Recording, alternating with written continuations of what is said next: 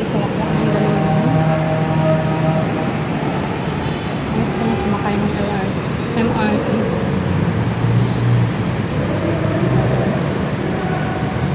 Hindi pa siya rush hour.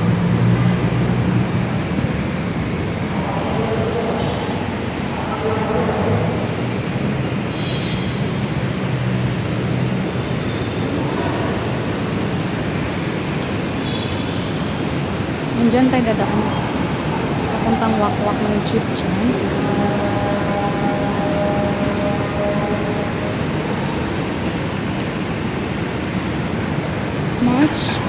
May 19, 2025.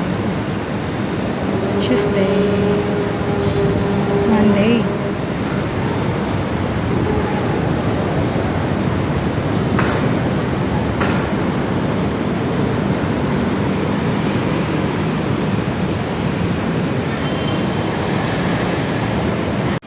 Dahil maaga tayo. 4 pa yung client. Ang init sa bahay, walang kuryente. So, dadaan tayo dito sa Starmall para malamig. Ang cute na. Nilaman talaga ng mga Mandaluyong. Elevator nila ang cute. All home. Ito pa yung hagdan ng Maynila. Charot. Ang cute na. Pag sa mga LRT ang mahaba. So, nandito tayo sa appliances. Pag hindi mo siya kabisado, wala mo na sa mga tanong. Kaya tatarayan ka. May tanong ka naman magtanong. Gaya nito. Kabisado ko siya pero parang hindi. Basta may elevator, baba ka na ng baba. Parang palabas tayo. Para makasakay ng papuntang Wakwak Mandaluyong. Yung si guard naghanap buhay.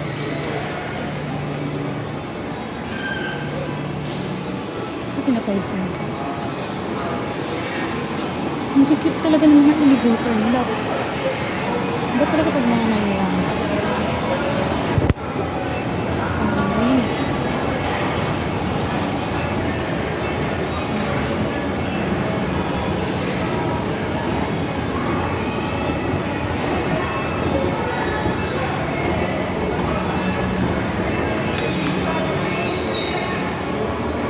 Yan, gabisada ka. Ito na yung palabas papuntang Wakwak Mandaluyong. Ang pagkain dito sa Starmall. Pero wala tayong pambili. So, hanggang tingin lang tayo. Pag lumama na lang tayo dito.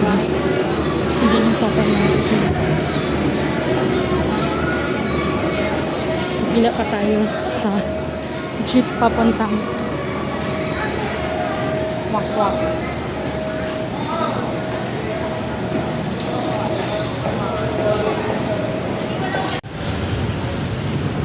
Masyadong pila. Nakasakay na tayo agad.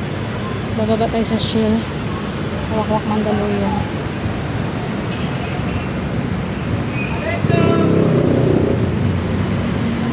Here na. Petron. Papuntang Wakwak. Init.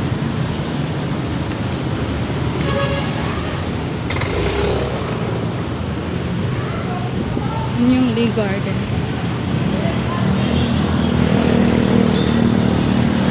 Lee Garden.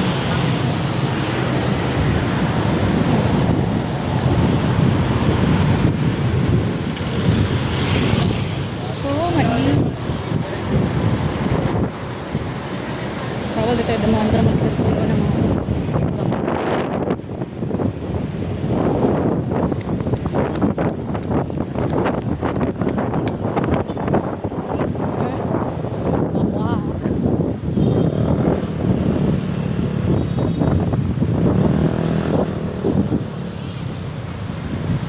Garden.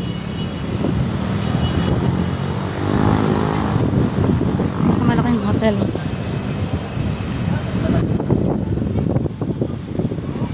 Hindi nagkaroon akong client siya. Kasi pag mga mayaman, ayaw nilang schedule. Papamassage sila.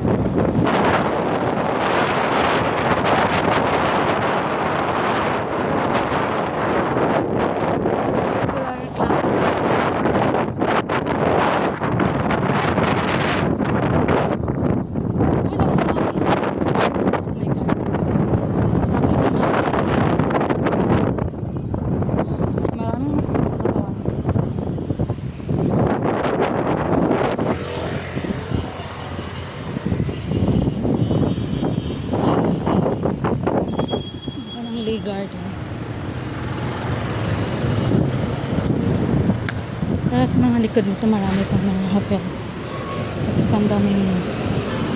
Tapos condominium na tapos ay, condo pa rin.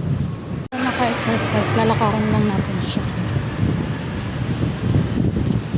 Minsan hindi ka pwedeng dumilid dyan. Hindi ka guys sa parola. Hindi ka pwedeng magtigas-tigas over dito. Kasi pagigilid ka dyan, isobatuan ka nila. Kaya parang hindi ka mapahiya. Ito ka lang sa daan ng tao. Ganyan ang mga mayayaman.